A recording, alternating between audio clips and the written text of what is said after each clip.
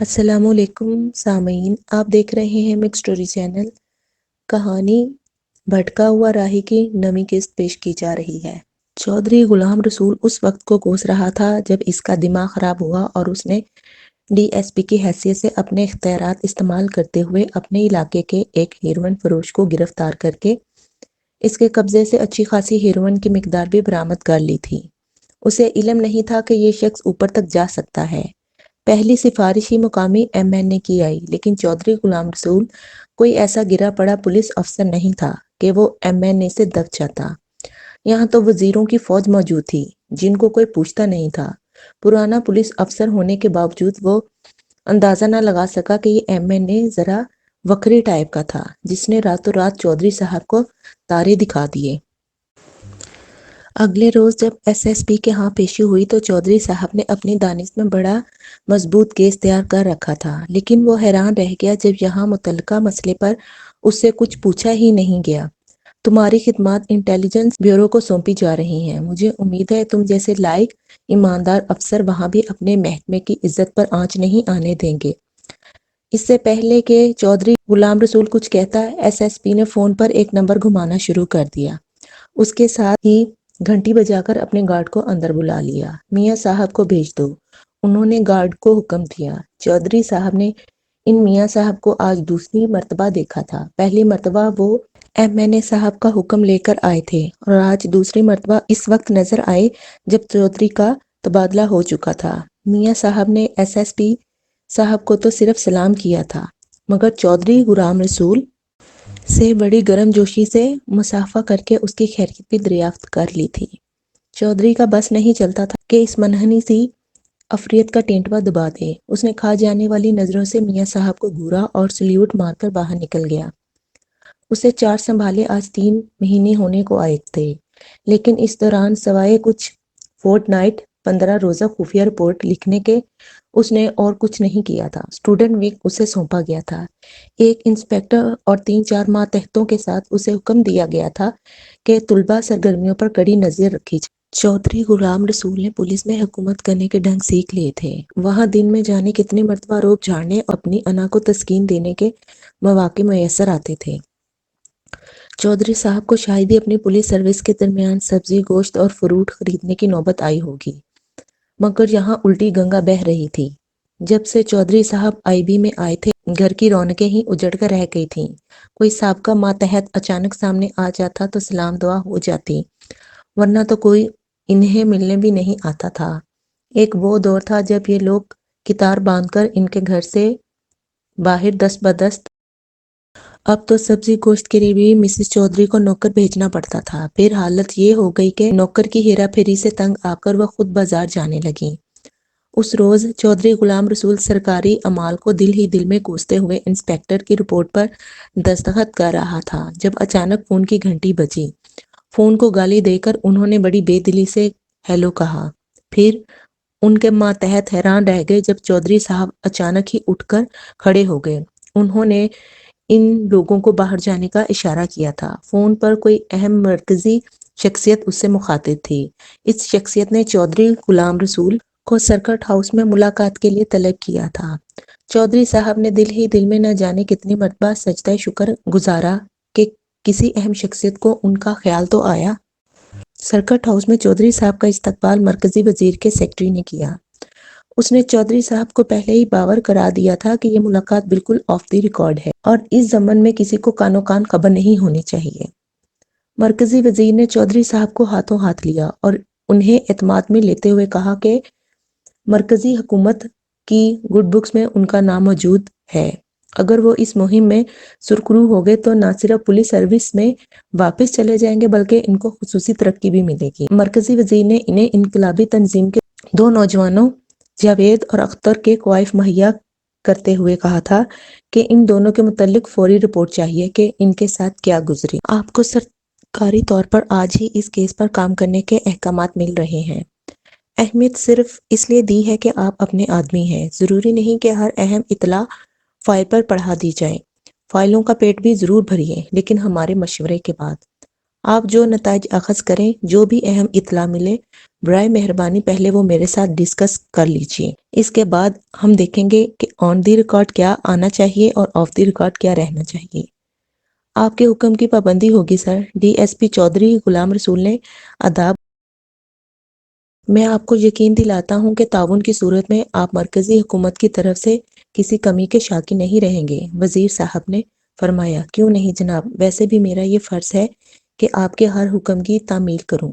چودھری صاحب سرکاری motor cycle پر جس طرح چپ چاپ آئے تھے اسی طرح چپ چاپ لوٹ گئے۔ دفتر پہنچتے ہی انہوں نے اپنے واحد انسپکٹر اکرم کو طلب کر لیا۔ انقلابی طلبہ فیڈریشن کے جتنے بھی سورسز ہیں ان کی فائل لے آؤ، انہوں نے حکم دیا۔ اکرم کی طرف سے مطلوبہ فائل آنے سے پہلے ان کے پاس تازہ احکامات پہنچ چکے تھے۔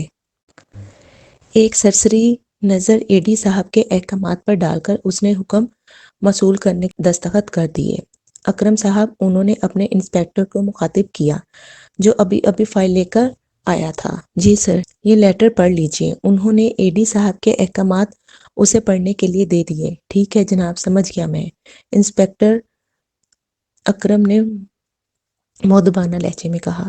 اکرم صاحب، یہ ہمارے لیے چیلنج کیس ہے، سارے ملک کی نظریں اس پر لگی ہیں اور وقت بھی بہت کم ہے۔ ڈی ایس پی چودھری نے اسے معاملے کی سنگینی کا احساس دلایا۔ میں آج ہی کام شروع کرتا ہوں جناب، مجھے فوری طور پر ملک صاحب کے نزدیکی لڑکوں کی فہرست چاہیے، جیسے بھی ممکن ہو۔ ان میں سے کسی ایک کو توڑ دو، آؤٹ آف دا وے بھی جانا پڑے تو پرواہ نہ کرنا، فنڈ کی بھی کوئی فکر نہ کرنا۔ مجھے کل صبح تک ملک صاحب کے لڑکوں کی فہرست چاہیے، پھر ہم کسی ایک کو منتخب کر کے کام کریں گے۔ اور ہاں، اپنے سب انسپکٹر کو اغوا شدہ لڑکوں کے لواحقین کی نگرانی پر مامور کر دو۔ لواحقین کے ملاقاتیوں پر کڑی نظر رکھو، خاص طور سے اس بات کا خیال رکھنا کہ کون کون سی شخصیت ان سے ملتی ہے۔ مجھے اس کیس کی پہلی فائل بھی لا دو۔ پہلے کس نے کام کیا تھا اس فائل پر؟ سر، انسپکٹر شفیع نے۔ کہاں ہے وہ آج کل؟ ابراڈ، غیر ملک میں۔ سر، جانے کیا کارنامہ انجام دے دیا تھا اس نے؟ اس کیس کے فوراً ہی بعد اس کو سعودیہ بھیج دیا گیا، انسپکٹر اکرم نے جلے جلے لہجے میں کہا۔ چودھری صاحب کو اب کچھ سمجھ آنے لگی تھی۔ ٹھیک ہے، مجھے فائل لا دو اور تم لوگ اپنا آپریشن شروع کر دو۔ انسپکٹر اکرم کو آج پھر کچھ کر دکھانے کا موقع ملا تھا۔ اس نے سوچا، نیا افسر ہے اور پولیس سے آیا ہے، ممکن ہے اس کی محنت کا احساس کر کے اس کے متعلق کوئی اچھی رپورٹ اوپر بھیج دے اور اسے بھی باہر نکلنے کا چانس مل جائے۔ اس نے انسپکٹر شفیع والی فائل کا ایک ایک لفظ حفظ کر لیا تھا۔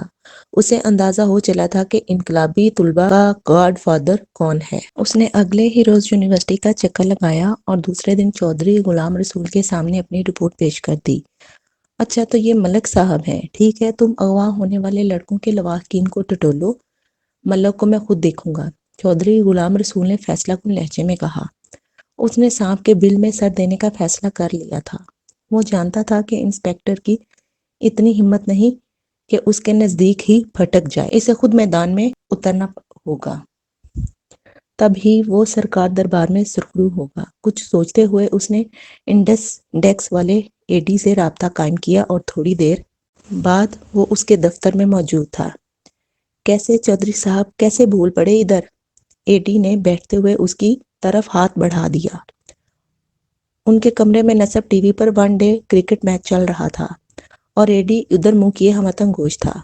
جناب والا، اگر بھارتی سفارت خانے میں تقریب میں شرکت کرنے والے مہمانوں کی لسٹ مل جاتی تو میں بہت شکر گزار ہوں گا، چودھری غلام رسول نے کہا۔ ارے چودھری صاحب، یہ بھی کوئی بات ہے؟ اے ڈی صاحب نے انٹرکام پر اپنے متعلقہ انسپکٹر کو چودھری صاحب سے مکمل تعاون کا حکم دے کر اسے دوسرے کمرے میں بھیج دیا۔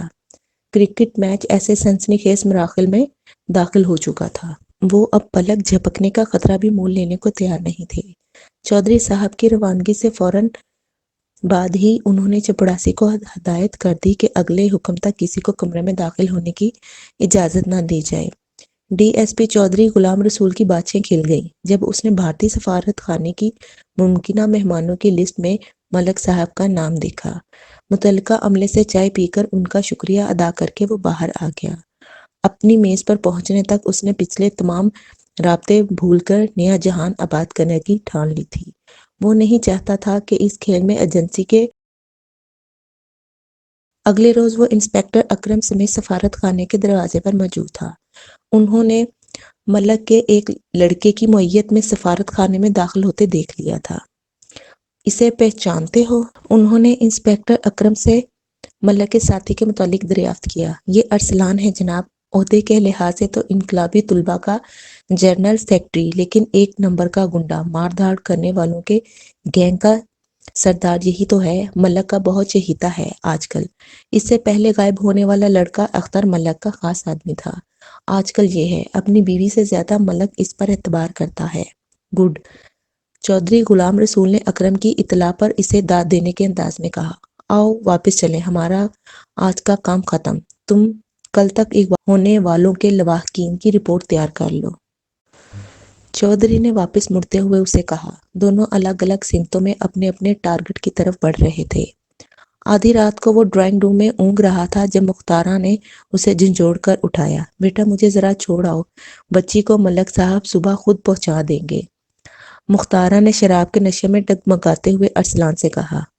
اس کا جی تو یہی چاہتا تھا کہ اس ہرافہ کا منہ نوچ لے، لیکن حالات نے اسے منافقت اور مصلحت کے ایسے ہتھیاروں سے لیس کر دیا تھا کہ اب اس کے اپنے جذبات کی کوئی حیثیت رہ ہی نہیں گئی تھی۔ بی بی خوش تو ہونا، اس نے بے شرموں کی طرح مسکراتے ہوئے کہا۔ بیٹا کس منہ سے تمہارا شکریہ ادا کروں، تو نے تو ہم غریبوں کی قسمت کا دروازہ کھول دیا۔ مختارہ بائی کے انگ انگ سے خوشی کے فوارے پھوٹ رہے تھے۔ اس نے براہ راست ملک کو قابو کر لیا تھا، اور وہ جانتی تھی کہ اب اس شہر میں کسی کی جرت نہیں کہ اس کے سامنے سر اٹھا کر چلے۔ ملک کے ذریعے وہ بازار میں اپنے حاسدوں کا ناطقہ کر سکتی تھی۔ گاڑی میں ارسلان اسے گھر تک چھوڑنے آیا تھا۔ سارے راستے اس نے اپنے جذبات کو چھپائے رکھا اور ہنس ہنس کر مختارہ سے باتیں کرتا آیا تھا۔ اس نے مختارہ کو اپنے دلی جذبات کی ہوا بھی نہیں لگنے دی تھی۔ روانگی پر اس نے مختارہ کو خبردار کرتے ہوئے کہہ دیا تھا، بی بی ایک بات کا خیال رکھنا، اس دروازے تک تمہیں میں نے پہنچایا ہے۔ اختر نے تمہیں ملک صاحب کی ہوا نہیں لگنے دی تھی۔ کہیں اپنے اس رابطے کو درمیان سے نکال نہ دینا۔ جس پل سے تم گزر کر ملک صاحب کے گھر تک پہنچی ہو، اس پل کے بغیر دریا عبور نہیں کر سکو گی۔ ارسلان باؤ، ہم خاندانی کنجر ہیں، ایسے گرے پڑے بازاری لوگ نہیں کہ کسی محسن کو بھی یاد نہ رکھیں۔ تمہارے احترام میں کبھی کمی نہیں آئے گی، بس ہمارا کام چلتا رہے، تمہارا بھی چلتا رہے گا۔ مختارہ بائی نے اپنے مخصوص کاروباری لہجے میں اس کی بات کا جواب دے کر اسے ہزار معنی سمجھا دیے تھے۔ یہاں سے وہ سیدھا ملک صاحب کے گھر ہی آیا تھا اور ڈرائنگ روم میں ہی سو گیا۔ صبح وہ دیر تک سوتا رہا، کسی نے اسے جگایا نہیں۔ جب وہ بیدار ہوا تو ڈرائنگ روم کے ریشمی پردوں میں دھوپ چمک رہی تھی۔ رات کے سارے واقعات کی فلم یکایک اس کے دماغ میں چلنے لگی۔ اچانک ہی ڈرائنگ روم سے ملحقہ دروازہ کھلا اور ملک صاحب اندر چلے آئے۔ وہ کہیں باہر جانے کی تیاری میں تھے۔ کیا حال ہے بیٹا؟ انہوں نے ایسے دریافت کیا جیسے وہ معمول کے مطابق بات کیا کرتے تھے، جیسے رات اس گھر پر اتری ہی نہیں تھی۔ بھائی تم تو بڑے کام کے آدمی ہو، ملک صاحب نے اپنی بائیں آنکھ دباتے ہوئے کہا۔ وہ اختر تو سالہ جھانکی مارتا رہا۔ شاباش بیٹا، دل خوش کر دیا تم نے، واقعی تم نے دوستی کا حق ادا کر دیا۔ تم تو جانتے ہو آج کل میں کتنی زیادہ ٹینشن کا شکار ہوں۔ الیکشن سر پہ ہے اور ہر روز 2-3 میٹنگوں میں آنا جانا رہتا ہے۔ میں تو سچی بات ہے اس سیاست سے تنگ آ گیا ہوں۔ یہ تو تم نوجوانوں کی خدمت کا جذبہ ہے جس نے ابھی تک مجھے قائم رکھا ہے۔ ہاں، اسے تھوڑی دیر بعد گھر پہنچا آنا، اور کل شام تم میرے ساتھ بھارتی سفارت خانے کی دعوت پر جا رہے ہو۔ انہوں نے ارسلان کی طرف دیکھ کر مسکراتے ہوئے کہا۔ ارسلان میاں، تم انقلابی فیڈریشن کے جنرل سیکرٹری ہو، اور اب تمہارا تعارف بین الاقوامی حلقوں میں بھی ہونا چاہیے۔ میں تمہیں سیاست میں اپنا جانشین بنانا چاہتا ہوں۔ بڑے ہی رازداری کے لہجے میں انہوں نے ارسلان کے نزدیک صوفے پر بیٹھتے ہوئے کہا۔ شکریہ ملک صاحب، آپ نے مجھے کسی قابل جانا۔ ارسلان نے انتہائی منافقت کا مظاہرہ کیا۔ ٹھیک ہے، میں چلتا ہوں، تم یہ رکھ لو، میں نے ان لوگوں کو فارغ کر دیا ہے، پھر بھی اپنے ہاتھ سے کچھ بخشش دے دینا، اس طرح یہ لوگ دب کر رہتے ہیں۔ ملک نے آنکھ دباتے ہوئے نوٹوں کا ایک بنڈل ارسلان کو تھما دیا۔ کل ادھر گھر پر ہی آ جانا، یہیں سے شام کو اکٹھے نکل چلیں گے۔ کمرے سے باہر نکلتے ہوئے اس نے ارسلان سے کہا، شکریہ ملک صاحب، بہت شکریہ۔ اس نے نوٹوں کا بنڈل اپنے کوٹ کی جیب میں ڈالتے ہوئے کہا۔ اس گھر کی کوئی چیز اس کے لیے اجنبی نہیں تھی۔ تھوڑی دیر بعد ہی غسل خانے کا رخ کر رہا تھا۔ جب وہ نہا دھو کر باہر نکلا تو ڈرائنگ روم کے ایک صوفے پر مسز ملک اس کی منتظر تھی۔ بے ساختہ اس کا ہاتھ ماتھے تک اٹھ گیا۔ شاباش، تم میں ایک اچھا سیاستدان بننے کی اہلیت موجود ہے۔ کم از کم تم ایک کامیاب انسان ضرور بن سکتے ہو۔ ارسلان، جس شخص کو اپنی دلی جذبات چھپانے اور منافقت سے بات کرنے کا ڈھنگ آ جائے، کامیابی اور کامرانی کے دروازے ایک ایک کر کے اس پر کھلتے چلے جاتے ہیں۔ شاباش، اس طرح گدھے کو بیوقوف بناتے رہو۔ ایک دن ایسا آئے گا جب یہ تمہارے لیے وہ کچھ کرے گا جو کچھ اب تم اس کے لیے کر رہے ہو۔ ہاں، ناشتہ میرے ساتھ کرنا۔ ذرا اس کتیا کی خبر لے آؤ۔ مسز ملک کی مسکراہٹ بہت گہری اور جان لیوا ہو رہی تھی۔ سردیوں کی اس روشن صبح کی ساری تازگی اس کے بدن کی سانولاہٹ میں سمٹ آئی تھی۔ اس کا سانولا چہرہ نکھر کر گہرے سرخ رنگ کے دیسی گلاب کی صورت اختیار کر گیا تھا۔ مسکرانے سے اس کی آنکھیں سارے چہرے پر پھیل جاتی تھیں۔ ان آنکھوں میں اسرار کی تہیں اتنی گہری تھی کہ ارسلان کوئی اندازہ قائم نہیں کر سکتا تھا۔ شکریہ مسز ملک، اس نے نازنین والے کمرے کی طرف بڑھتے ہوئے کہا۔ ایک منٹ ٹھہرو، مسز ملک نے اسے ہاتھ کے اشارے سے روکا۔ میری نصیحت یاد رکھنا، اپنے دلی جذبات کا اظہار کبھی نہ کرنا۔ اس عورت کو یہ احساس نہ ہونے دینا کہ تمہیں اس کے رویے سے تکلیف پہنچی ہے، کبھی نہیں۔ اور ہاں، تم مجھے نجمہ کہہ سکتے ہو۔ وہ سگریٹ کا کش لگاتے ہوئے اپنے کمرے کی طرف چلی گئی۔ شکریہ، بے اختیار ارسلان کے منہ سے نکلا۔ جب وہ نازنین والے کمرے کا دروازہ کھول کر اندر داخل ہوا تو نازنین آرام دہ بستر سے ٹیک لگائے ٹی وی پر فلم دیکھ رہی تھی۔ ارسلان کے اندر داخل ہوتے ہی اس نے ریموٹ سے ٹی وی آف کیا اور ایسی بے قراری سے اٹھی کہ اس سے لپٹی 2-3 منٹ تک ٹسمیں بہاتی اور اپنی قسمت کو کوستی رہی۔ اس نے ارسلان سے کہا کہ اس کے وہم و گمان میں بھی یہ بات نہیں تھی کہ ملک صاحب اس کماش کے آدمی ہیں، ورنہ وہ کبھی اپنی ماں کے ساتھ یہاں نہ آتی۔ ارسلان باؤ، اگر میں ذرا سی بھی مزاحمت کرتی تو یہ شخص ہمیں تباہ کر کے رکھ دیتا۔ تم تو جانتے ہی ہو اس کے کتنے لمبے ہاتھ ہیں۔ نازنین، بیوقوف نہ بنو، دیواروں کے بھی کان ہوتے ہیں۔ مجھے تم سے کوئی گلہ نہیں۔ میں جانتا ہوں کہ تم مجھ سے کبھی بے وفائی نہیں کرو گی، تم بھی میری طرح مجبور ہو۔ میں تو تمہیں یہ بتانے والا تھا کہ یہ ہمارے لیے بہت اچھا ہوا۔ تمہارے ہاتھ تو سونے کی چڑیا لگ گئی ہے۔ اگر ہم دونوں مل کر چلیں تو کروڑوں کی یہ اسامی ہمارے ہاتھ آ جائے گی۔ بس ذرا ہوشیاری کی ضرورت ہے۔ تم نے دیکھ لیا ملک صاحب میری ہر بات مانتے ہیں۔ اس کا جواب نازنین کے لیے بالکل خلاف توقع تھا۔ ایک لمحے کے لیے تو وہ ٹھٹک کر رہ گئی۔ شاید وہ فیصلہ کر رہی تھی کہ جو کچھ اس کے کانوں نے سنا ہے اس پر یقین کرے یا نہ کرے۔ پھر اس نے سوچا کہ ملک صاحب لاکھ ہوشیار، چلاک اور بارسوخ سہی، ارسلان بھی کچھ کم نہیں، اور عین ممکن ہے کہ وہ اس کی مدد سے ملک پر ہاتھ صاف کرنے کا پروگرام بنا رہا ہو۔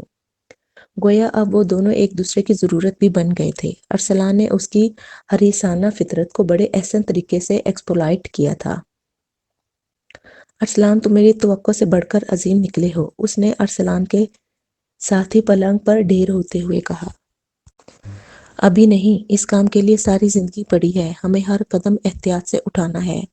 تم فلم دیکھو، میں اندر دوسری فلم دیکھ کر ابھی آیا۔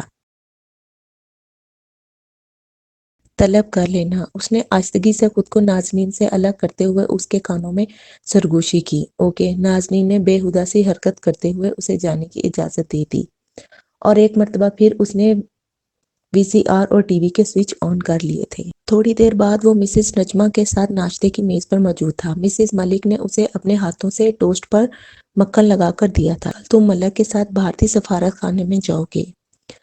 اپنے کان اور آنکھیں کھلی رکھنا، لیکن زبان بند۔ یاد رکھنا، اس تقریب کے پاکستانی مہمانوں میں انٹیلی جنس کے لوگ بھی شامل ہوں گے۔ میں نہیں چاہتی کہ ابتدا ہی میں اس حوالے سے تمہاری کوئی فائل کھل جائے۔ مسز ملک نے واقعی اسے بہت قیمتی نصیحت کی تھی۔ نازنین کو چھوڑ آؤ، لیکن آج ہی اس سے بزنس کی بات کر لینا۔ ابھی کچھ دن گزرنے دو۔ پھل کچا بھی اتنا ہی نقصان دہ ہے جتنا زیادہ پکا ہو۔ اگر تم اعتدال کے ساتھ چلتے رہے تو اپنا مقصد پا لوگے۔ وہ ارسلان کو بچوں کی طرح زندگی کے اسرار و رموز سے آگاہ کرتی رہی تھی۔ مجھے یہ کہنے کی ضرورت نہیں کہ جب بھی تمہیں پیسوں کی ضرورت ہو بلا تکلف میرے پاس چلے آنا، اس نے دم رخصت ارسلان سے کہا تھا۔ نازنین کو ارسلان کو چھوڑنے آیا تھا اور گاڑی میں سارے راستے اسے یہی باور کرواتا رہا کہ دونوں اگر چاہیں تو مل کر بہت مال کما سکتے ہیں۔ اگر ان میں سے کسی نے دوسرے کے ساتھ دھوکہ کر کے الو سیدھا کرنے کی کوشش کی تو دونوں مارے جائیں گے۔ نازنین واقعی خاندانی کنجری تھی۔ وہ اب ارسلان کا مطلب سمجھنے لگی تھی۔ یوں بھی وہ جانتی تھی کہ مضبوط چارے کے بغیر وہ شکار کیسے کھیلے گی۔